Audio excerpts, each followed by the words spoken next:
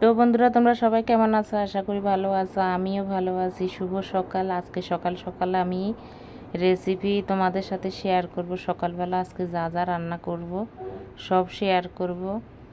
আর আগামীকালকে একাদশী করলাম, আজকে পালন করব। সব নিরামিষ রান্না, পোলাও রান্না করব, বেগুন ভাজি, পটল ভাজি, আলু ভাজি, ডাল, গণবুটের ডাল। তো ডাল অনেকক্ষণ আগে ভিজিয়ে রেখে দিলাম। বুটের ডাল এখানকার মানুষে আবার বলে এটাকে অ্যাঙ্কার, আমাদের নোয়াখালীর ভাষায় বলে বুটের ডাল। তো এই ডাল আমার বলক আসছে, ভেজে উপরে ফেনা কেটে নিলাম। আর এখন কাঁচা লঙ্কা পরিমাণ মতন লবণ দিয়ে বসিয়ে দেব পাশের চুলায় বসিয়ে দিয়ে আমি বাকি রান্নাটা সেরে নেব। তো যেহেতু সকাল সকাল আজকে রান্না করতেছি, 2টা চুলায় রান্না করব যাতে তাড়াতাড়ি হয়। আর ঘুম থেকে উঠলাম আজকে একদম